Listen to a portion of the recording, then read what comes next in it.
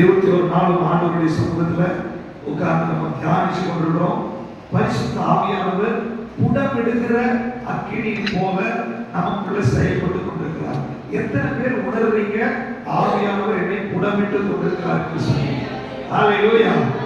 புடமிடுவதற்கு நீங்கள் உங்களை விட்டுக் கொடுக்கும் போது சுத்த பொன்னாக வெளிப்பட ஆரம்பிக்கிறீர்கள். எந்த அளவுக்கு அக்கினி அதிகமாய் உங்களை தொடுகிறதோ அந்த அளவுக்கு சுத்த பொன்னாய் நீங்க என்ன பண்ண போறீங்க? வெளிப்பட போறீங்க. ஹல்லேலூயா, ஹல்லேலூயா.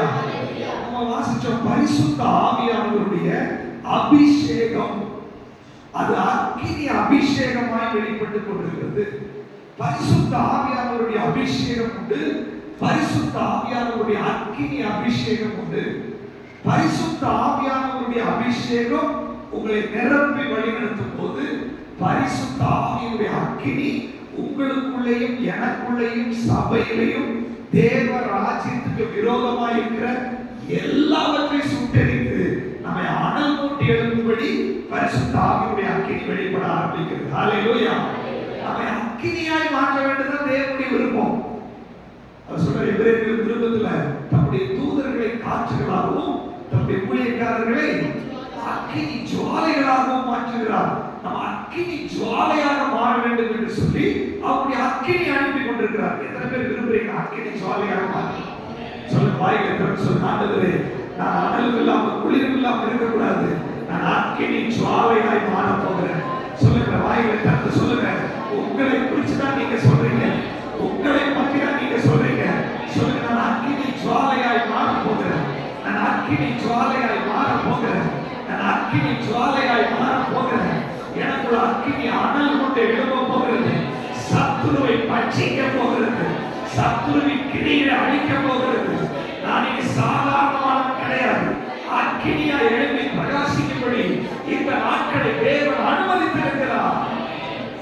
ஹல்லேலூயா. பாருங்க, நம்ம சொல்லும் போது நீங்க அறிக்கை பண்றதுன்றது சாதாரண விஷயம் அல்ல.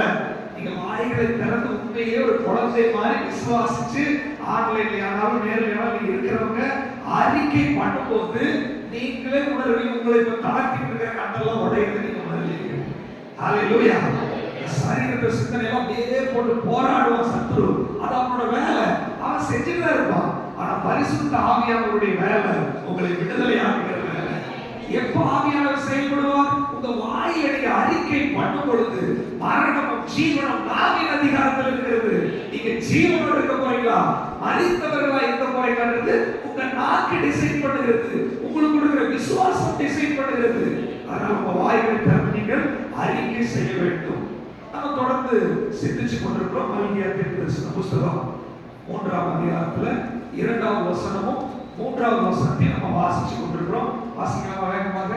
ஆனாலும் அவர் வரும் நாளை சகிப்பவன் யார்? அவர் வெளிப்படுத்தி மைக்கில் வாசினா ஆன்லைன் இருக்கிறவங்களுக்கு கேட்கும். ஆனாலும் அவர் வரும் நாளை சகிப்பவன் யார்? அவர் வெளிப்படுகையில் நிலைநிற்பவன் யார்? அவர் புடமிடுகிறவனுடைய அக்னியைப் போலவும் பன்னாருடைய சௌகாரத்தைப் போலவும் இருப்பார். அவர் உட்கார்ந்து வெள்ளியை புடமிட்டு சுத்திகரித்துக் கொண்டிருப்பார்.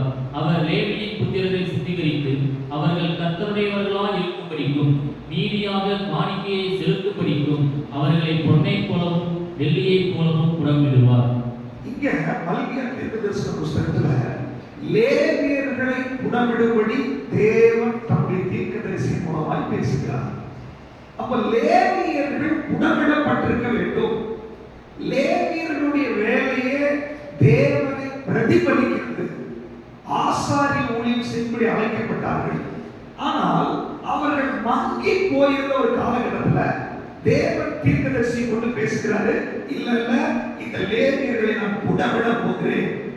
லேவியர்களை புடமிடும் போது அது பொன்னை போலவும் வெள்ளியை போலவும் புடமிட்டு அதை சுத்த பொன்னாய் மாற்ற வேண்டும் என்று சொல்லி தேவன் விரும்புகிறார். அப்போ அந்த சுத்த பொண்ணு என்ன பண்ணும் அப்படின்னா அது ரிஃப்ளெக்ட் பண்ண ஆரம்பிக்கும், ஜொலிக்க ஆரம்பிக்கும். அப்படிதான் தேவ பிள்ளைகள் இருக்க வேண்டும் என்று சொல்லி தேவன் விரும்புகிறார். சோ இந்த லேவியர்கள் நம்ம வெளிப்பட வேண்டும். நம்ம அதற்காக ஆசரிப்பு கூடாரத்தை குறித்து நம்ம வாசிச்சுட்டு இருக்கோம். அதுல பொன்னால் செய்யப்பட்ட நிறைய காரியங்கள் இருக்குது, வெண்கலத்தில் செய்யப்பட்டவைகள் இருக்கிறது, மரத்துல செய்யப்பட்டவைகள் இருக்கிறது, திரை சீலையால் போன்றவைகளால் தேவன் நமக்கு நிழலாட்டமாய் வைத்திருக்கிறார். சோ பழைய ஏற்பாட்டில் இருக்கிற ஆசரிப்பு கூடாரம் புதிய ஏற்பாட்டில் இருக்கிற ஒரு லேவியனை குறிக்கிறது. ஏன் லேவியன்? புதிய ஏற்பாட்டில் இயேசுவை ஏற்றுக்கொண்ட எல்லாருமே ராஜாக்களும் ஆசாரியர்களுமாய் இருக்கிறோம். எத்தனை பேர் விசுவாசிக்கிறீங்க? அப்படின்னா இந்த வசனம் உங்களை பார்த்துதான் சொல்லுகிறது. உங்களுக்காக தான் ஆண்டவர் பேசிக் கொண்டிருக்கிறார். உங்களை வெளியே கொண்டு வரணும், உங்களை புடமிட வேண்டும் என்று சொல்லி தேவன் வைராக்கிய வாஞ்சியாய் இன்னைக்கு இறங்கி வந்திருக்கிறார். ஹல்லேலூயா. அப்போ பழைய ஏற்பாட்டுல ஆசரிப்பு கூடாரத்துல தேவ மகிமை இறங்குகிற இடம் மகா பரிசுத்த ஸ்தலம். அந்த மகா பரிசுத்த ஸ்தலத்துல தேவ பிரசன்னம் இறங்கும் போது அதை ரிஃப்ளெக்ட் பண்ணும்படி, அந்த பிரசன்னத்துல ஜொலிக்கும்படி தங்கத்தால் செய்யப்பட்ட உடன்படிக்கை பெட்டி அங்க இருந்துச்சு.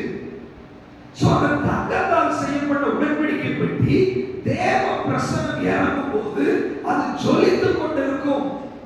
அது நம்முடைய ஆவியினுடைய அனுபவத்தை குறித்து நம்ம வேதத்துல வாசித்தோம். நம்முடைய சரீரத்துல ஆவி, ஆத்மா, சரீரம் என்று இருக்கிறது. நம்முடைய ஆவி என்பது ஒரு மகா பரிசுத்த ஸ்தலத்திற்கு அடையாளம். இந்த ஆவிக்குள்ளதான் தேவனுடைய மகிமை இறங்கி வரும். தேவன் நம்முடைய ஆவியோடு தான் தொடர்பு கொள்வார். உங்களுக்குள்ள ஒரு ஆவி இருக்குது. உங்க ஆவிக்குள்ள தேவன் தொடர்பு கொள்ளும்படி அவர் ஆவியா இருக்கிறதுனால ஆவியோடும் உண்மையோடு தான் அவரை தொடர்பு கொள்ள முடியும், அவரோட கனெக்ட் ஆக முடியும். உங்க ஆவி தேவனோடு தொடர்பு கொள்ளும்படியாக தான் வைக்கப்பட்டிருக்கிறது. அதனாலதான் மனுஷனுடைய ஆவி கர்த்தர் தந்த தீபமா இருக்கிறது. உங்க வாழ்க்கையில வெளிச்சம் வரணும்னா உங்க ஆவியில அந்த வெளிச்சத்தை ஏற்க முடியும். ஆவி வெளிச்சமா இருந்தா உங்க வாழ்க்கை வெளிச்சமாய் மாறிடும். ஆவி வெளிச்சமா இருந்தா உன்னுடைய ஆத்மா சரீரத்துல அந்த வெளிச்சம் பிரவாகித்து ஓட ஆரம்பித்து விடும். அதனால அந்த ஆவியில தேவனுடைய மகிமை இறங்கி வரும். சோ நம்ம நிறைய காரியங்களை நம்ம தியானிச்சுட்டு இருக்கோம். நேற்றைக்கு வாசிச்ச அந்த 2 வசனத்தை மீண்டுமா நம்ம வாசிக்க போறோம். நீதிமொழிகளின் புஸ்தகத்துல மனுஷனுடைய அந்த ஆவியில என்ன நடக்குது வாசிக்க. 15ஆம் அதிகாரம் 13வது வசனம். மனமகிழ்ச்சி முகமலர்ச்சியை தரும், மனோ துக்கத்தினாலே ஆவி முறிந்து போகும். மனோ துக்கத்தினாலே ஆவி என்ன பண்ணிடுமா? முறித்து போகும். 17:22 சொல்லுது. மனமகிழ்ச்சி நல்ல ஔஷதம். ஔஷதம். முறிந்த ஆவியோ முறித்து போன ஆவியோ எலும்புகளை உலர பண்ணும். சோ நம்முடைய ஆவி தேவன் தொடர்பு கொள்கிற இடமா இருக்கிறதுனாலையும், இந்த ஆவி தேவன் நமக்கு கொடுத்த தீபமா இருக்கிறதுனாலையும், இந்த ஆவியில தேவ பிரசன்னத்தை வெளிப்படுத்த தேவன் சித்தம் கொண்டிருப்பதனாலையும், இந்த ஆவி மகிமையாய் ஜொலிக்கும்படி தேவன் நமக்குள்ள வைத்திருக்கிறதுனாலையும் பிசாசுக்கும் டார்கெட் இந்த ஆவிதான். இந்த ஆவியை தொட வேண்டும் என்றால் வெளியில இருக்கிற ஏதாவது ஒரு விஷயத்துல கையை வச்சா போதும், நேரடியாக அந்த ஆவியில பிரச்சனை வந்துடும். வெளியில வீட்டில் ஒரு பிரச்சனை, பண பிரச்சனை, வியாதி, பலவீனம் ஏதாவது ஒண்ணு வெளியில போட்டு அது உங்க காது வழியா, கண்ணு வழியா, கை வழியா, உணர்வுகள் வழியா, சரீரத்துல 5 வாசல் இருக்குது. இந்த வாசல்கள் வழியா இது உள்ள போகும்போது நேரடியாக உங்க ஆவியை அது பாதிக்கிறது. நேரடியாக உங்க ஆவியை அது டிஸ்டர்ப் பண்ணுகிறது. நீங்க ஆண்டவர் சொல்றாரு, உங்க ஆவியை நீங்கள் பாதுகாக்காவிட்டால், உங்க ஆவியை குறித்து நீங்க கரிசனை இல்லாவிட்டால், சத்துரு ஏதாவது ஒரு வழியில உங்க ஆவியை கலக்கப்படுத்தி அந்த தீபத்தை அணைக்க வேண்டும் என்று சொல்லி பிசாசு விரும்புகிறான். ஆனா 21 நாள் ஆண்டவர் சொல்றாரு, ஒருவேளை உனக்குள்ள எரிந்து கொண்டிருக்கிற அந்த தீபத்தை அணைச்சு போட்டிருக்கலாம் பிசாசு. எரிந்து கொண்டிருக்கிற தீபத்தை மங்கி எரிய வைக்கலாம். ஒருவேளை எரிந்து கொண்டிருக்கிற தீபத்தை அணைக்கும்படி சத்துரு பல உபாய தந்திரங்களை போட்டிருக்கலாம். ஆனா ஆண்டவர் அதற்கு முன்னாடி அலங்கை, என் பிள்ளைகள் 21 நாள் என் பாதத்துல உட்கார வைக்கிறேன், வசனத்தை வாசிக்க வைக்கிறேன், தியானிக்க வைக்கிறேன், ஆராதிக்க வைக்கிறேன். அந்த ஆவி அக்கினியாய் அனல் கொண்டு எழும்ப போகிறது. பிசாசே, நீ வெளியே எவ்வளவு பிரச்சனை கொண்டு வந்தாலும் சரி, இந்த ஆவியை தொட முடியாது. ஏனென்றால் உலகத்தில் இருக்கிறவனை விட உனக்குள் இருப்பவர் பெரியவர். உன்னுடைய ஆவியில தொடர்பு கொண்டிருக்கிறவர் அவர் மரணத்தை ஜெயித்தவர், அவர் பிசாசை ஜெயித்தவர். உனக்கு வெளியில் இருக்கிற பிரச்சனை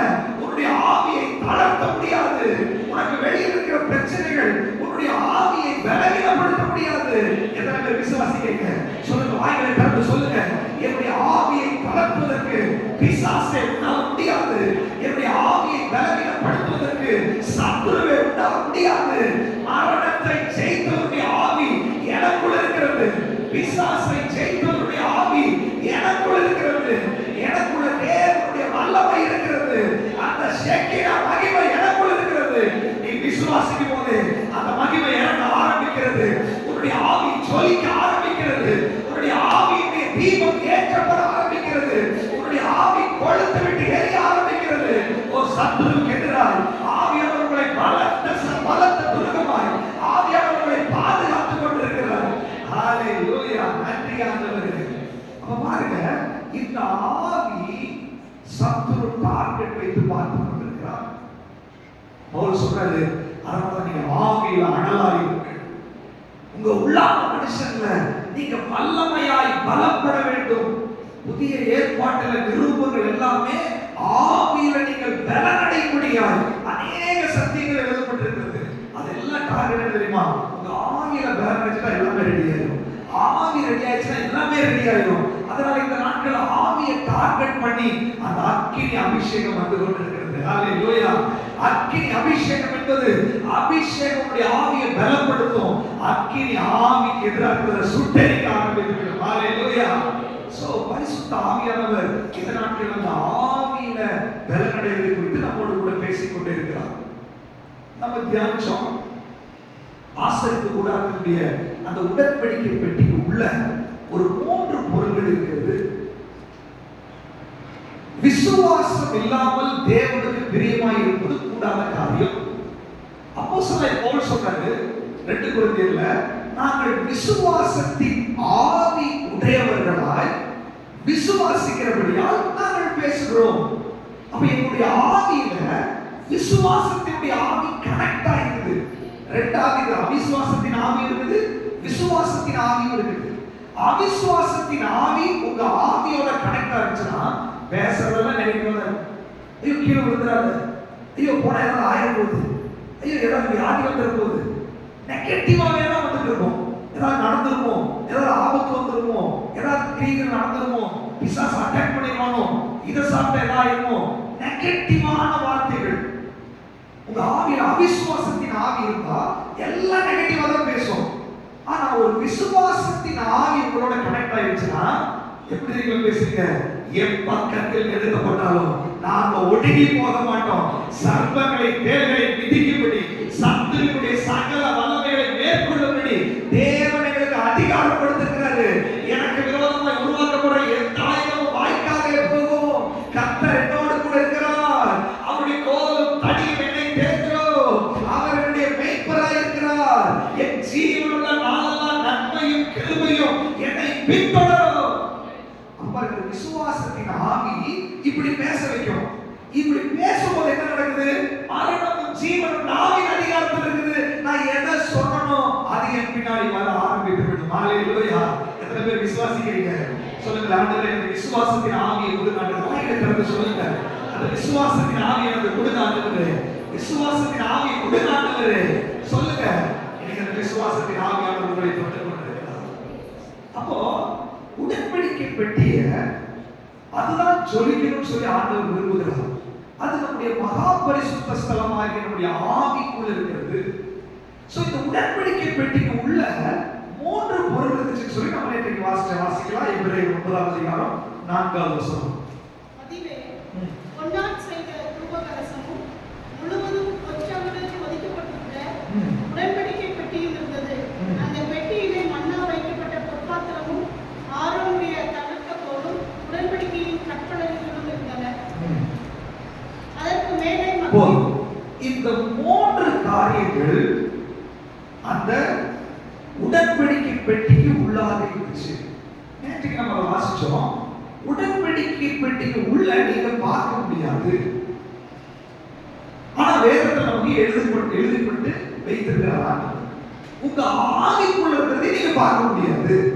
ஆனா வசனத்துல ஆண்டவர் நமக்கு எழுதி வச்சிருக்கார். இதுக்குதான் அந்த விசுவாசத்தின் ஆவி தேவை.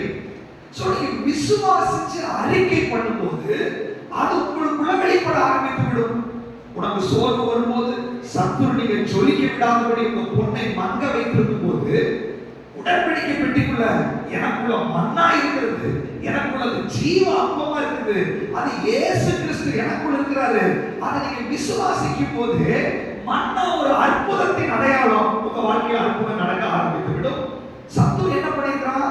உங்களை சோர்வடைய பண்ணும்படி, உங்களை தளர்த்தி போடும்படி, உங்களுக்குள்ள பிரச்சனைகளையும் போராட்டங்களையும் கொண்டு வரும்படி அவன் பல நிலைமைகளில் உங்களுக்கு எதிராக போராடி கொண்டிருக்கும் போது ஆண்டவர் சொல்றாரு, நீ உனக்குள்ள மன்னா இருக்கிறது, உன்னுடைய உடன்படிக்கை பெட்டிக்குள்ள மன்னாவாகிய இயேசு இருக்கிறாரு, அற்புதத்தின் தேவன் உனக்குள்ள இருக்கிறாரு சொல்லி நீங்க விசுவாசிக்கும் போது அந்த அற்புதம் நடக்க ஆரம்பிக்கிறது. எத்தனை பேர் விசுவாசிக்கிறீங்க? ஹalleluya. நேற்றைக்கு அதை குறித்து நம்ம வாசிச்சோம். இரண்டாவது என்ன இருக்கிறதுக்குள்ள வாசிக்கலாமே? ஆரோனுடைய தளிர்த்த கோல் அதுக்குள்ள இருக்கிறது. வாசிக்கலாம். என்னாகமத்தின் புஸ்தகம் 16ஆம் அதிகாரம் 35ஆம் வசனத்தை வாசிக்கலாம். அக்கினி கர்த்தருடைய சந்நிதியிலிருந்து புறப்பட்டு தூபம் காட்டின 250 பேரையும் பட்சித்து போட்டது. போதும். நல்லா கவனிச்சுக்கோங்க. உடன்படிக்கை பெட்டிக்கு உள்ளாக ஆரோனுடைய தளிர்த்த கோல் இருக்கிறது. உடன்படிக்கை பெட்டிக்குள்ள. அப்ப அந்த உடன்படிக்கை பெட்டிக்குள்ள ஆரோனுடைய தளிர்த்த கோல் நமக்கு எதை வெளிப்படுத்துகிறது? நீங்க என்னாகமத்தின் புஸ்தகம் 16ஆம் அதிகாரத்தையும் 17ஆம் அதிகாரத்தையும் நீங்க வீட்டுல போய் நல்லா வாசிச்சு பார்த்தீங்கன்னா அங்க என்ன நடந்துச்சு அப்படின்னு சொன்னா, தேவன் லேவிய கோத்திரத்தில் உள்ள ஆரோனை தன்னுடைய ஊழியத்திற்காக பிரித்தெடுத்தார். மோசேயும் தன்னுடைய ஊழியத்திற்காக தேவன் பிரித்தெடுத்தார். சோ மோசேயும் ஆரோனும் ஆசரிப்பு கூடாரத்துல ஆண்டவருடைய ஆசாரிய ஊழியம் செய்யும்படி தேவனால் தேர்ந்தெடுக்கப்பட்டவர்கள். இப்ப என்னாச்சு அப்படின்னா, இந்த ஆரோனுக்கு விரோதமா கோராகின் புத்திரர்கள் கூட்டம் கூடிவிட்டார்கள். அவங்க என்ன பண்ணாங்க? தாத்தான் அபிராம் சொல்லி ரூபன் வம்சத்துல பிறந்த அவங்க சிலரோட சேர்த்து, நீங்க மட்டும்தான் ஆராதனை செய்யணுமா? தேவ பிரசன்னம் எல்லா இடத்துலயும் தான் இறங்கி இருக்குது, நீங்க மட்டும்தான் ஆராதனை செய்யணுமா?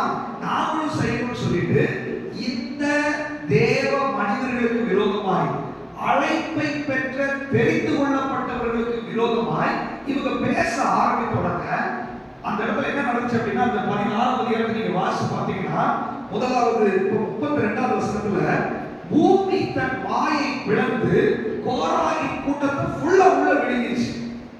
இரண்டாவது 35ஆவது வசனத்துல அங்கிருந்து தப்பிச்சு ஓடுறான், அக்கினி புறப்பட்டு போய் அவர்களை பட்சிச்சிருச்சு. அடுத்தது இவங்க எல்லாம் முறுமுறுக்கிறாங்க. என்ன பண்றாங்க தெரியுங்களா? உன்னாலதான் எல்லா ஜனங்களும் செத்துட்டாங்க, உங்களால இப்படி ஒரு சங்க முறுமுறுப்பு வந்துருச்சு. இந்த முறுமுறுப்பு ஆண்டவருக்கு மறுபடியும் கோபத்தை கொண்டு வந்துருச்சு. அதே அதிகாரத்துடைய 49ஆவது வசனத்துல 47 நீங்க வாசிங்கன்னா, வாதை ஆரம்பிச்சிட்டாரு, வாதை தொடங்கிடுச்சு. அன்னைக்கு 49ஆவது வசனத்துல அந்த வாதையினால் செத்து போனவர்கள் 14,700 பேர். நல்லா கவனிச்சுக்கோங்க, 14,700 பேர். இன்னொரு வசனத்தை கூட வாசிங்க. 16ஆம் அதிகாரத்துடைய 17ஆம் அதிகாரத்துடைய 5ஆவது வசனம். அப்பொழுது நான் தெரிந்து கொள்ளுகிறவனுடைய கோல் துளிர்க்கும். நான் தெரிந்து கொள்ளுகிறவனுடைய கோல் துளிர்க்கும். இப்ப ஆண்டவர் என்ன பண்றாரு அப்படின்னா, இப்படி ஒரு வாதை வந்து இத்தனை பேர் செத்து போயிட்டாங்களே, உடனே என்ன பண்றாரு? மோசேக்கு சொல்லி, நீ எல்லாரும் 12 கோத்திரத்தில் இருக்கிறவங்க வர சொல்லு. இனி இப்ப தேவையில்லாம முறுமுறுக்க கூடாது. 12 கோத்திரத்தை வர சொல்லி ஒரு கோத்திரத்துக்கு ஒரு கோலை கொண்டு ஆசிரியர் கூட கொண்டு வா. வச்ச உடனே நான் யாரை தெரிஞ்சிருக்கிறனோ அவனோட கோல் துளிர்க்க ஆரம்பிக்கும். இவர் சொன்னார் பாருங்க, அவங்க கொண்டே வச்சாங்க. அடுத்த நாள் வந்து பார்த்தா ஆரோனுடைய கோல் துளிர்க்க ஆரம்பித்து விட்டது. ஹalleluya. அந்த ஆரோனுடைய கோல் துளிர்த்த உடனே மற்றவங்க எல்லாம் வாயே பேசாம முறுமுறுத்தவன் எதிர்த்து பேசுறவங்க வாய் பேசாம போயிட்டாங்க. ஆரோன் அன்னையிலிருந்து ஆண்டவருடைய ஊழியத்தை செய்ய ஆரம்பித்தார். ஆண்டவர் மோசேக்கு சொன்னாரு, இந்த கோல் என்னுடைய ஒரு அடையாளமா உடன்படிக்கை பெட்டிக்குள்ள வச்சது. அந்த உடன்படிக்கை பெட்டிக்குள்ள ஒரு துளிர்த்த கோல் இருக்கிறது அப்படின்னு சொன்னா அது எதை வெளிப்படுத்துகிறது அப்படின்னா, நீங்கள் தெரிந்து கொள்ளப்பட்டவர்கள் என்பதை வெளிப்படுத்துகிறது. ஹalleluya. சத்துரு என்ன பண்றான்? பல நேரத்துல நம்மை பலவீனப்படுத்துகிறான். சத்துருடைய வேலை என்ன தெரியுமா? யோபுக்கு விரோதமாக போய் குற்றம் சாட்டி கொண்டே இருக்கிறான். பல நேரங்கள்ல நம்முடைய ஆவியை குற்றப்படுத்துகிறான். உனக்கு எல்லாம் தெரிந்து கொள்ளப்பட்டவர்கள், உங்களுக்கு அழைப்பு இல்லை, உனக்கு தரிசனம் இல்லை, நீ எல்லாம் ஊழியம் செய்ய முடியாது, நீ எல்லாம் பிரசங்கம் பண்ண முடியாது, நமக்கு எதிராக குற்றம் சாட்டுகிற ஒரு ஆவி இருக்கிறது.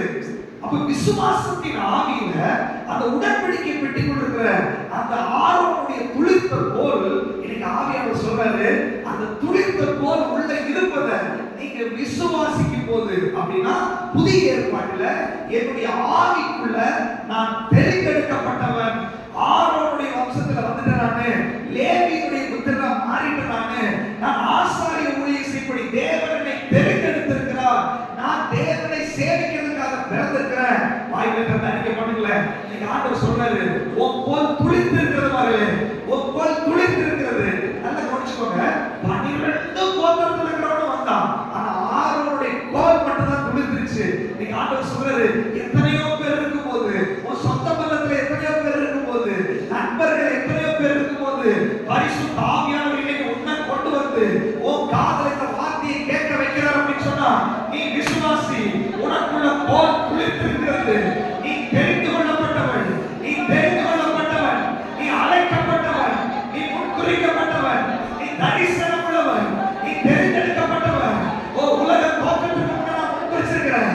உலக தோற்றத்துக்கு முன்னே, தாயின் கருவில உருவாகிறதுக்கு முன்னே, எலும்புகள் எல்லாம் உருவாகிறதுக்கு முன்னே என்னுடைய கண்கள் உன்னை பார்த்துச்சு. மகனே, நீ விசுவாசி, நீ அறிக்கப்படு. சத்துருடைய ஆவியை முறியப்படுகிறான், சத்துருடைய ஆவியை நொறுக்குகிறான். ஆனா நீ அறிக்கப்படு. ஏன் பிசாசே, ஏன் குற்றம் சாட்டுகிற ஆவியே, நான் தேவனால் தெரிந்து கொள்ளப்பட்டவள், நான் தேவனால் தெரிந்து கொள்ளப்பட்டவன். நீங்க அறிக்கை பண்ணும்போது இன்னைக்கு உன்னுடைய போல் குளிர்கிறதை நீ பார்ப்பாய். உன் அபிஷேகம் குளிர்க்க ஆரம்பிக்கிறது, உன் தரிசனம் குளிர்க்க ஆரம்பிக்கிறது. இயேசுவின் நாமத்தினால அது முறிந்து போய்விட்டதா, அது தளர்ந்து போய்விட்டதா, அது இறந்து போய்விட்டதா? இன்னைக்கு பரிசுத்த ஆவியானவரை குளிர்ப்பிக்க பண்ணும்படி உன் அபிஷேகத்தை குளிர்ப்பிக்க பண்ணுகிறார், உன் ஜெப வாழ்க்கையை குளிர்ப்பிக்க பண்ணுகிறார், உன் ஊழியத்தை குளிர்ப்பிக்க பண்ணுகிறார், உனக்கு இருக்கிற வல்லமையை குளிர்ப்பிக்க பண்ணுகிறார். இயேசுவின் நாமத்தில் விசுவாசி. உனக்கு விரோதமாய் சாத்தான் ஆவியானவன் வரலாம், போராடி கூட்டம் வரலாம், பட்சிக்கிற அக்கினி அனுப்புவார், பட்சிக்கிற அக்கினி அனுப்புவார், வாதை அனுப்புவார். ஓ, ஹalleluya, நன்றி. நல்லா கவனிச்சு பாருங்க. இங்க பாருங்க, தெரிந்து கொள்ளப்பட்டவன கையை வச்சு ஆண்டவர் சும்மா இருக்க மாட்டார். நான் படிக்கும்போது பார்த்தேன், ஒரே ஒரு ஆளு, இவனுக்காக 14,700 பேர், ஒரு குடும்பமே அழியுது, ஓடுறவனை தீ பிடிச்சு பட்சிக்குது. ஆண்டவர் சொல்றாரு, உனக்காக ஒரு வைராக்கிய வாஞ்சை இருக்கிறார். உன் மேல அமைப்பு இருக்கிறதுனால, உன் மேல தரிசனம் இருக்கிறதுனால, தாய் கருவு அவருடைய குறிச்சதுனால, என் பிள்ளை எழும்ப மாட்டாளா, என் பையன் எழும்ப மாட்டானா, என் பிள்ளை ஆசாரிய வேலை செய்ய மாட்டானா, என் பிள்ளை ஆராதிக்க மாட்டானா, என் பிள்ளை ஊழியம் செய்ய மாட்டானா, இந்த வசனத்தை கையில எடுக்க மாட்டானா? ஓ, பரலோகம் உனக்காக ஏங்கிக் கொண்டிருக்கிறது. நீ ஓகே சொன்னா உனக்காக பரலோகம் அக்கினியை அனுப்பும். உனக்கு விரோதமாய் உருவாக்கப்படும் எந்த ஆயுதமும் வாய்க்காதே போகும். ஹalleluya. நீ பரலோகம் உனக்காக இறங்கி வருகிறது. உன்னுடைய அபிஷேகத்தை தடுக்கிற, உன் வல்லமையை தடுக்கிற, உன் தரிசனத்தை தடுக்கிற, உன்னுடைய எழுப்புதலை தடுக்கிற, உன் ஜெப வாழ்க்கையை தடுக்கிற, உன் ஆவிக்குரிய மண்டலத்தை தடுக்கிற, இன்னைக்கு இயேசுவின் நாமத்தில் எல்லாம் சுட்டெரிக்கப்படுவதாக. நீங்க நல்லா கவனிச்சுக்கோங்க. கோராகின் புத்திரர்கள் பூமி பிளந்து உள்ள போயிட்டாங்க. உள்ள போன உடனே ஒரு கூட்டம் என்ன பயந்து ஓடுற பாருங்க, அக்கினி தொடர்த்திட்டு போய் அவன் பட்சிச்சு கொண்டு போட்டுருச்சு. இன்னைக்கு ஆண்டவர் சொல்றாரு, உன்னுடைய ஆவியில நீ விடுதலையோட ஆராதிக்க முடியாதபடி, உன்னுடைய அபிஷேகத்துல நீ எழுப்ப முடியாதபடி, உன் தரிசனத்துல நீ எழுப்ப முடியாதபடி நிறைய கோராக உள்ள இருக்கிறவன், நிறைய தாத்தா நபிரா உள்ள இருக்கிறான், அவன் கூட்டத்தை சார்ந்த நிறைய பேர் உள்ள இருக்கிறாங்க. ஆண்டவர் சொல்றாரு, எத்தனை பேர் இருந்தாலும் பரவாயில்ல, உலகத்தில் இருக்கிறவனை விட உனக்குள்ள இருப்பவர் பெரியவர். ஹalleluya. எத்தனையோ பேர் கூட்டம் கூடிட்டான். மோசேக்கு ஆரோனுக்கும் ரொம்ப துக்கமாயிடுச்சு. இப்படி போட்டி போடுறாங்களே, ஆண்டவருக்கு விரோதமாய் முறுமுறுக்கிறாங்களே, என்னை எழுப்ப விடாதபடி தடுக்கிறானே, ஆசாரிய ஊழியம் செய்ய விடாதபடி தடுக்கிறார்களே. மோசேக்கு உள்ள கொதிக்க ஆரம்பிச்சிருச்சு. இன்னைக்கு ஆவியானவர் சொல்றாரு, உன்னால எழுப்ப சத்துரு சிந்தனைக்குள்ள நிறைய போராட கொடுத்து வச்சிருந்திருக்கலாம், ஒரு சரீரத்துல போராட வச்சிருந்திருக்கலாம், அல்லது உனக்கு வெளியே வச்சிருந்திருக்கலாம், அல்லது உன் குடும்பத்துல வச்சிருந்திருக்கலாம், அல்லது நீ வேலை செய்யற இடத்துல வச்சிருந்திருக்கலாம், அல்லது சபையிலேயே கூட வச்சிருந்திருக்கலாம். ஆனா நீங்க ஆண்டவர் சொல்றாரு, நீ தெரிந்து கொள்ளப்பட்டவன், நீ அழைக்கப்பட்டவன், நீ முன்குறிக்கப்பட்டவன், உன் மேல அபிஷேகம் இருக்கிறது, உன் தலையில் அபிஷேகம் தைலம் இருக்கிறது, நீ முன்குறிக்கப்பட்டதனால இதோ பட்சிக்கிற அக்கினி, பரிசுத்த ஆவியானவருடைய புடமிடுகிற அக்கினி இதோ புறப்பட்டு வருகிறது. உன் மைண்ட் இருக்கிற சுட்டெரிக்கும்படி, உன் சரீரத்தில் இருக்கிற சுட்டெரிக்கும்படி, உன்னுடைய ஆவியை கட்டவிழ்க்கும்படி இதோ பரிசுத்த ஆவியானவர் இறங்கி வந்திருக்கிறார். எத்தனை பேர் விசுவாசிக்கிறீங்க? இதோ பரிசுத்த ஆவியின் அக்கினி புறப்பட்டு விட்டது, அக்கினி புறப்பட்டு விட்டது, அக்கினி புறப்பட்டு விட்டது. நீ விசுவாசி, விசுவாசி. அநேகருடைய மைண்டுக்குள்ள பரிசுத்த ஆவியானவருடைய அக்கினி சுட்டெரிக்கிறது இப்பொழுது, துரத்தி துரத்தி சுட்டெரிக்கிறது. Out in the name of Jesus. இயேசுவின் நாமத்தில் அபிஷேகத்தின் வல்லமையும் தரிசனத்தையும் தடைபடி கொண்டிருக்கிற பொல்லாத ஆவியை விலகி இயேசுவின் நாமத்தினால இதோ தேவன் தெரிந்து கொள்ளப்பட்டவனுக்கு குற்றம் சாட்டுகிறவன் யார்? பிசாசே, நீ குற்றப்படுத்த முடியாது. தரிசனம் பெற்றவனுக்கு எதிராய் நீ எழுத முடியாது. இயேசுவின் நாமத்தில் விடுதலை உண்டாவதாக, காட்டுகள் உடைக்கப்படுவதாக, சங்கிலிகள் அறுக்கப்படுவதாக, சங்கிலிகள் அறுக்கப்படுவதாக. ஒரு அபிஷேக தைலம் உங்கள் ஆண்டவர் போட்டுக் கொண்டிருக்கிறார். எழும்பு, எழும்பு, எழும்பு. தரிசனம் பெற்றவர்கள் எழும்புகிறார்கள், தரிசனம் பெற்றவர்கள் எழும்புகிறார்கள். அழைப்பை பெற்றவர்கள் மேல அக்கினி பற்றி எரிவதாக, அக்கினி பற்றி எரிவதாக. பரிசுத்த ஆவியுடைய அக்கினி பண்டமாய் மாற்றுகிறார். நீ ஒரு அக்கினியாய் மாறப்போற, நீ ஒரு அக்கினியாய் மாறப்போற. சுட்டெரிக்க அக்கினி புறப்பட போகிறது, சுட்டெரிக்க அக்கினி புறப்பட போகிறது. ஓ, நீ தியானிக்கும் போது நீ அக்கினி போட போகிறது. அல்லேலூயா. பரிசுத்த ஆவியை தொட்டுக் கொண்டிருக்கிறார், தொட்டுக் கொண்டிருக்கிறார். நீ விசுவாசி, நீ தெரிந்து கொள்ளப்பட்டவன், நீ விசுவாசி, நீ தெரிந்து கொள்ளப்பட்டவன், நீ அழைக்கப்பட்டவன், நீ முன்குறிக்கப்பட்டவன். ஓ, கர்த்தர் உன் மேல எழுதி வச்சிருக்கிறாரு. உனக்கு விரோதமாய் உருவாக்கப்படும் எந்த ஆயுதமும் வாய்க்காலே போகிறது. ஓ, தெரிந்து கொள்ளப்பட்ட உனக்கு விரோதமாய் கர்த்தருடைய அக்கினி இறங்கி வருகிறது. உனக்கு விரோதமாய் இருக்கிறவர்கள் மேல கர்த்தருடைய அக்கினி இறங்கி வருகிறது. ஓ, ஹalleluya, ஹalleluya. நல்லா கவனிச்சுக்கோங்க. தரிசனம் பெற்றவனுக்கு விரோதமா, அதனால சொல்றாரு, யாக்கோபுக்கு விரோதமாய் மந்திரவாதம் இல்லை, இஸ்ரவேலுக்கு விரோதமாய் குறி சொல்லுதல் கிடையாது. இயேசுவின் நாமத்தினால தரிசனம் பெற்ற உனக்கு விரோதமாய், உன் குடும்பத்துக்கு விரோதமாய், உன் பிள்ளைகளுக்கு விரோதமாய், உன்னுடைய ஊழியத்துக்கு விரோதமாய், உன் மேல இருக்கிற அழைப்புக்கு விரோதமாய் சத்துரு கொண்டு வந்திருக்கிற எல்லா கட்டுகளும் இன்னைக்கு இயேசுவின் நாமத்தில் உடைக்கப்படுகிறது. எத்தனை பேர் விசுவாசிக்கிறீங்க? அவருடைய அக்கினி பற்றி பிடிக்கிறது, அவருடைய அக்கினி பற்றி பிடிக்கிறது. இயேசுவின் நாமத்தினால ஓ, இன்னைக்கு அநேக மேல அக்கினி பற்றி பிடிக்கிறது, பற்றி பிடிக்கிறது, பற்றி பிடிக்கிறது. தரிசனம் பெற்றவர்கள் வெளியே வா. இயேசுவின் நாமத்தினால தரிசனம் பெற்றவர்களை வெளியே கொண்டு வரும்படி அவருடைய பட்சிக்கிற அக்கினி புறப்பட்டு விட்டது, புறப்பட்டு விட்டது. ஹalleluya. நன்றி, நன்றி ஆண்டவரே. நன்றி, நன்றி, நன்றி. பரிசுத்த ஆவியானவர் கொண்டு கொண்டிருக்கிறார், பரிசுத்த ஆவியானவர் கொண்டு கொண்டிருக்கிறார். ரோமர் 8ஆம் அதிகாரத்தில் சொல்றாரு, தேவன் தெரிந்து கொண்டவன் மேல் குற்றம் சாட்டுகிறவன் யார்? தேவனே நியாயாதிபதி. ஹalleluya, ஹalleluya. எனக்கு எதிராக சத்துரு குற்றம் சாட்ட முடியாது. சத்துரு சொல்லுற வார்த்தையை நீ கேட்காத, சத்துரு சொல்ற வார்த்தையை உன் மைண்ட்ல ஏத்தாத. ஆண்டவர் சொல்றாரு, நீ விசுவாச அறிக்கை பண்ணு. உடன்படிக்கை பெட்டி கொடுக்கிறது கண்ணில் பார்க்க முடியாது, உன்னுடைய அழைப்பை காமிக்கானவரே தெரியாது. ஆனா வேதம் சொல்லுகிறது, நீ அழைக்கப்பட்டவன், நீ தெரிந்தெடுக்கப்பட்டவன், நீ முன்குறிக்கப்பட்டவன், நீ ராஜரீக ஆசாரிய கூட்டம், அவருடைய சொந்த ஜனம், நீ தெரிந்து கொள்ளப்பட்ட சந்ததி. எத்தனை பேர் விசுவாசிக்கிறீங்க? ஆயிரத்தி சொல்லுகிறேன், நான் அழைக்கப்பட்டவன், நான் தெரிந்தெடுக்கப்பட்டவன், நான் ராஜரீக ஆசாரிய கூட்டம், அவருடைய சொந்த ஜனம், அவருடைய சொந்த ஜனம். சொல்லு, சொல்லு, சொல்லு, சொல்லு. வாயை திறந்து நீ சொல்லும் போது பரலோகத்தினுடைய சக்தினா மகிமை இறங்கி வருகிறது. என் பிள்ளைகளை கண் திறக்கப்பட்டு விட்டது, என் பிள்ளைகளை கண் திறக்கப்பட்டுச்சு. இன்னைக்காவது என் பல்லம் புரிஞ்சுக்கிட்டானே, இன்னைக்காவது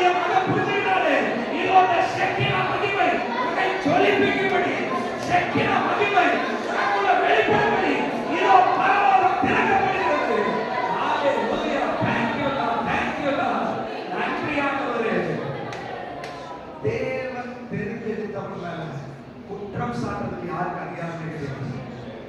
ஒரு ஆளுக்காக எத்தனை பேரை சங்காரம் பண்ணிட்டார் ஆண்டவர். ஆண்டவர் சொல்றாரு, தரிசனம் பெற்ற உனக்காக எதையும் செய்ய ஆண்டவர் வல்லமையுள்ளவர். உனக்காக எதையும் செய்ய வல்லமையுள்ளவராக இருக்கிறார்.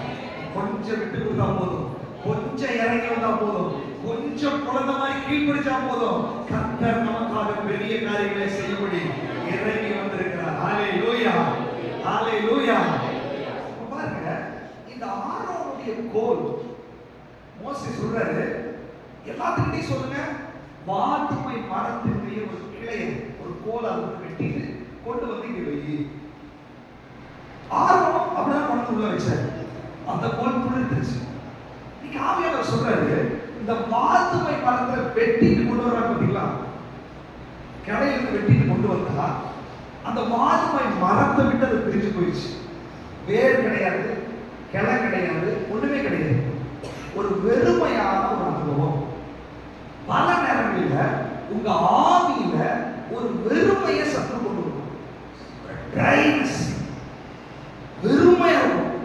அன்னைய பாஷையா வராது, இன்ஜின் ஸ்டார்ட்டே ஆகாது. அப்படியே இந்த ஊட்டில எல்லாம் போனீங்கன்னா டீசல் இன்ஜினை ஸ்டார்ட் பண்ணா ஹீட்டர் போட்டு தான் ஸ்டார்ட் பண்ணும், ஸ்டார்ட் ஆகாது, வெறுமையாக்கும்.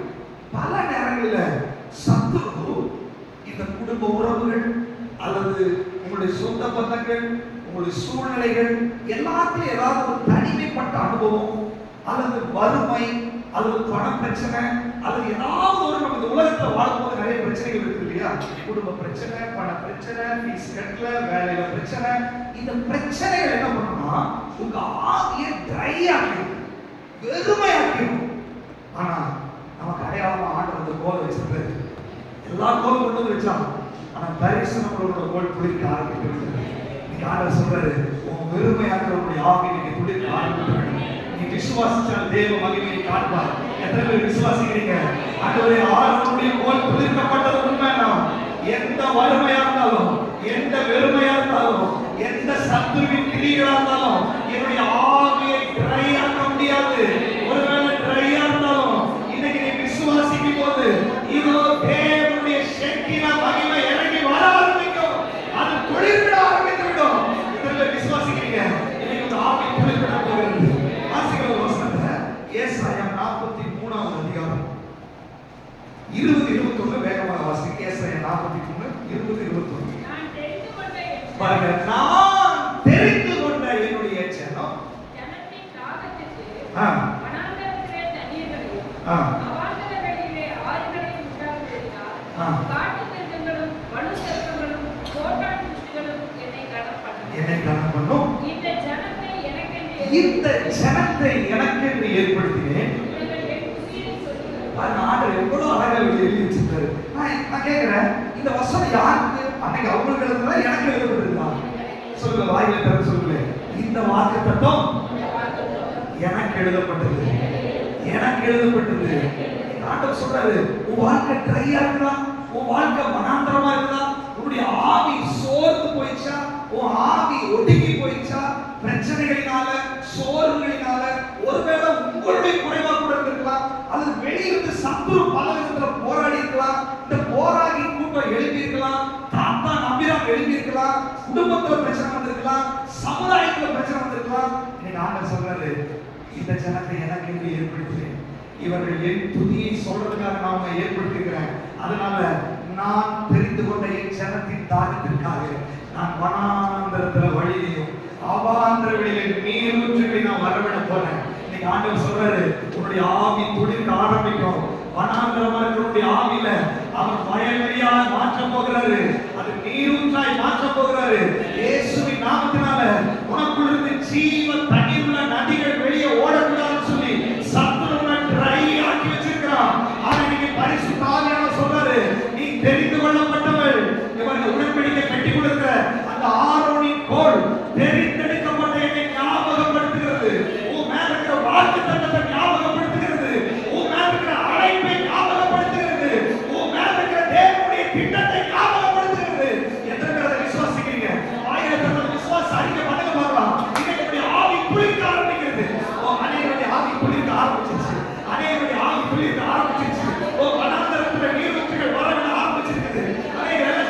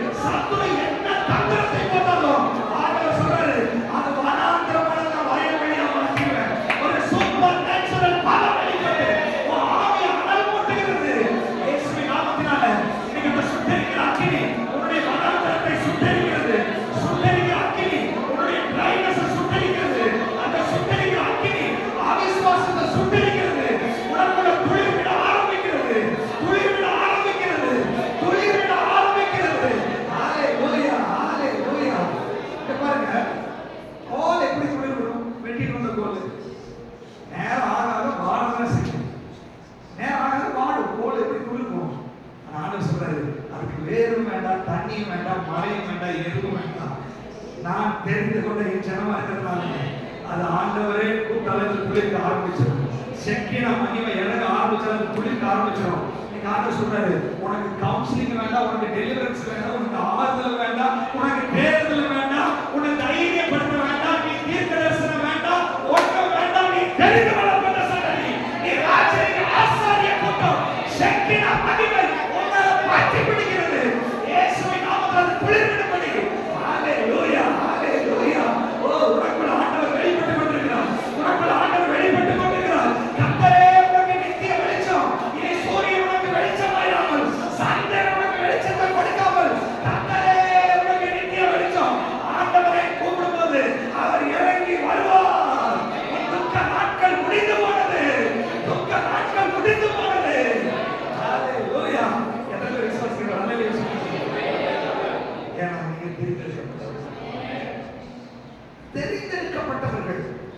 ஆண்டவர் பாருங்க, தெரிந்தெடுக்கப்பட்டவனுக்கு நீதியை செய்கிறார். ஜனங்களெல்லாம் குற்றப்படுத்துறான், ஜனங்களெல்லாம் எதிர்த்து நிற்கிறான். இவங்களுக்கும் பேச முடியல. நம்ம ரெண்டு பேர் எல்லாம் கூட்டம் கூட்டிட்டானே, என்ன பண்றது எனக்கு தெரியல. நீதி செய்யறதுக்கு ஆண்டவர் நீர் மட்டும் தான் வரணும். இவங்க ஆண்டவர் பார்த்து கூப்பிடுறாங்க.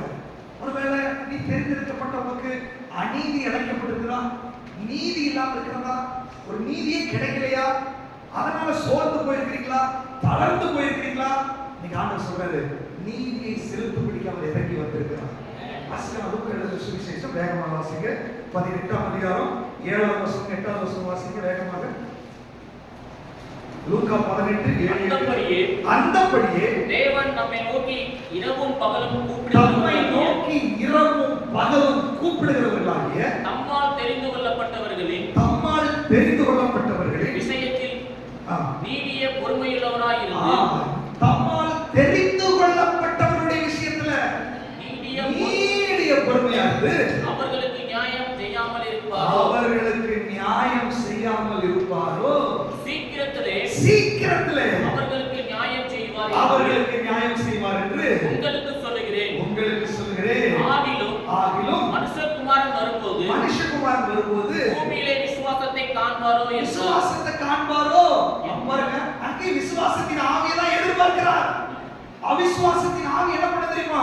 ஆண்டவரை கைவிட்டுட்டாரு, ஆண்டவர் ஜெபத்தை கேட்கல, ஆண்டவருடைய வாக்குத்தத்தத்தை மறந்துட்டாரு, ஆண்டவரை நிராகரிச்சிட்டாரு, ஆண்டவரை ஒதுக்கிட்டாரு. அநீதியாய் சத்துரு பேசிட்டு இருக்கான். உனக்கு நடந்த அநீதிக்காக நீ ஆண்டவரையே மறுதலிக்க முடியாது. உனக்கு சில நியாயங்கள் நடக்கலன்றதுக்காக ஆண்டவருக்கு விரோதமாக நியாயமாய் கிடைக்க வேண்டியது, நியாயமாய் நீங்க அனுபவிக்க வேண்டியது, அல்லது நியாயமாய் குடும்பத்துல இருக்கலாம், வேலையில எங்க வேணாலும் இருக்கலாம், நியாயம் நடக்கலன்றதுக்காக ஆண்டவர் மேல அவிசுவாசத்தை சத்துரு கொண்டு வந்து உங்க ஆவியை வாடி போக பண்றான். ஆனா ஆண்டவர் சொல்றாரு, தம்மால் தெரிந்து கொள்ளப்பட்டவர்களுடைய விஷயத்துல அவர் நீடிய பொறுமையா இருந்தாலும் சீக்கிரத்துல அவர் இறங்கி வருவார்.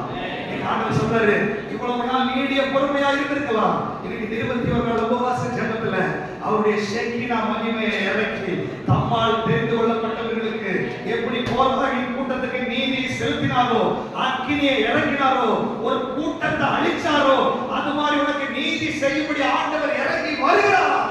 எத்தனை பேர் விசுவாசிக்கிறீங்க? உங்க ஆவியில் அவர் நீதி செய்ய போகிறார். ஆயிரத்தி சொல்லுங்க, ஆண்டவரே எனக்கு நீதி செய்கிற தேவனா இருக்கிறதுக்காக ஸ்தோத்திரம், எனக்கு நீதி செய்கிற தேவனா இருக்கிறதுக்காக ஸ்தோத்திரம். இயேசுவின் நாமத்தினால எல்லா அவிசுவாசங்களும் சுட்டெரிக்கப்படுவதாக, எல்லா அநீதியை செஞ்சதுனால, தோல்விகள் நடந்ததுனால, பிரச்சனைகள் வந்ததுனால, அவிசுவாசத்தை கொண்டு வந்த அந்தகார வல்லமைக்குள்ள சுட்டெரிக்கப்படுவதாக. ஒரு விசுவாசத்தின் ஆவி உங்க ஆவிக்குள்ள ஆண்டவர் கட்டமைத்துக் கொண்டிருக்கிறார். ஹalleluya. உடன்படிக்கை பெட்டிக்குள்ள நீங்க பார்க்க முடியாது, உங்க ஆவிக்குள்ளே நீங்க பார்க்க முடியாது. ஆனால் நீதி செய்கிற ஒரு தேவன் அதற்குள் இருக்கிறார். தெரிந்து கொள்ளப்பட்டவர், உங்களை தெரிந்தெடுத்த தேவன் அதற்குள் இருக்கிறார். உங்க ஆவிக்குள்ள அவர் ஒரு நாள் உங்களை என்ன பண்ண மாட்டாரு, விடவே மாட்டார். ஹalleluya. பாருங்க, இந்த கோலை வெட்டி கொண்டு வந்தது சில நேரத்துல நம்முடைய சிறுமைப்படுத்துறது பிடிக்கும். ஏன்னா ஒரு மரத்திலிருந்து வெட்டி தூக்கி போட்டா என்ன இருக்கும்? வேண்டாம், உதவாக்கிற பிரயோஜனம் இல்லை. அந்த மரம் அந்த கோளுடைய அடையாளம். மரம் அந்த மரத்தோட ஒட்ட வைக்கப்பட்ட என்ன பண்ணிடுச்சு, கட் பண்ணப்பட்டுச்சு.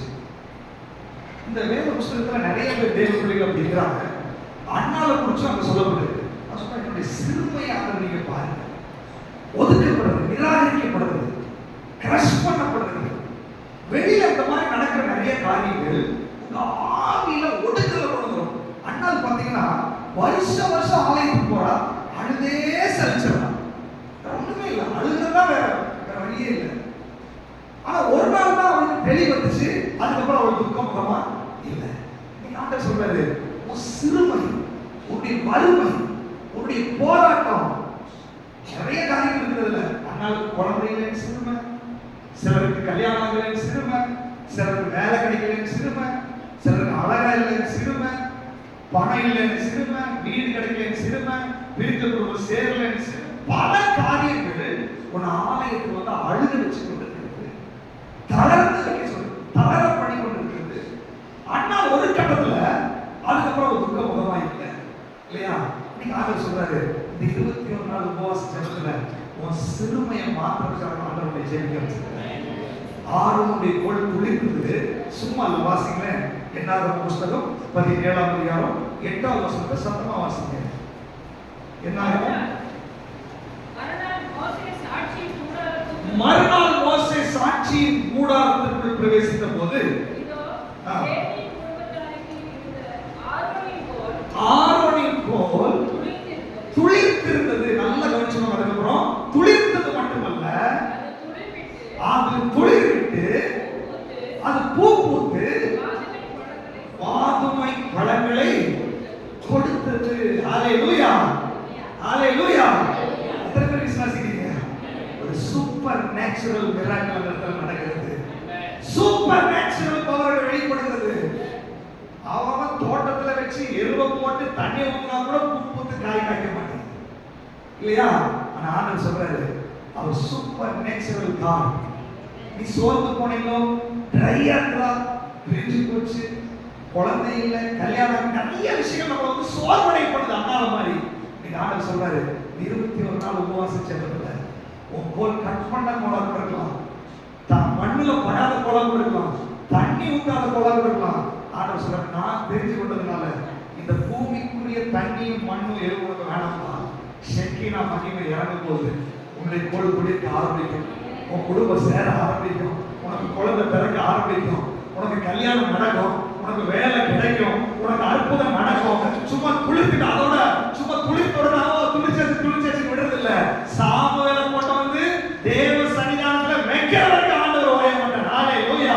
வாக்கு தத்தம் பண்ணப்பட்டது, அது துளிர்விடும், அது பூ பூக்கும், அது காய் காய்க்கும், அது கனி கொடுக்கும். தேவன் சொன்னதை செய்வனவும் அவருடைய விட்டு விலகுவதும் இல்லை, உன்னை கை விடுவதும் இல்லை என்றாரு. ஆண்டவர் சொல்றாரு, உடன்படிக்கை பெட்டி நீ விசுவாசிக்கும் போது நான் உன்னை கைவிட மாட்டேன்னு சொல்றாரு. நான் உன்னை விட்டு விலக மாட்டேன்னு சொல்றாரு. நான் உலகத்தின் முடிவு வரையும் சகல நாட்களிலும் உன்னோடு கொடுக்கிறேன். எல்லாம் உனக்கு விரோதமா இருக்கலாம், சூழ்நிலை உனக்கு சாதகமா இல்லாம இருக்கலாம், ஆனா கர்த்தர் உன்னோடு கூட இருக்கிறாரு. நீங்க அதை விசுவாசிக்க வேண்டும். இயேசுவின் நாமத்துல அதை அறிக்கை பண்ணுங்க. நீங்க கூட இருக்கிறீங்க. நீ அதை அறிக்கை பண்ணும்போது உன்னுடைய ஆவிக்குள்ள விசுவாசத்தின் ஆவி பற்றி பிடிக்கிறது. இயேசுவின் நாமத்தினால எல்லா மரணத்தை தகர்த்த பட்சிக்கிற அக்கினி சுட்டெரிக்கட்டும். எல்லா சத்துருவின் போராட்டத்தை சுட்டெரிக்கட்டும். பொழுது உன்னுடைய ஆவி குளிர்க்க ஆரம்பிக்கிறது. அது வாதுமை மரத்தின் கிளையை போல அது பூ பூக்க ஆரம்பிக்கும், அது காய் காய்க்க ஆரம்பிக்கும், அது கனி கொடுக்க ஆரம்பிக்கும். உன் வாழ்க்கை குளிர்க்க போகிறது. அநேகருடைய ஆவி இன்னைக்கு குளிர்க்க ஆரம்பித்து விட்டது, குளிர்க்க ஆரம்பித்து விட்டது.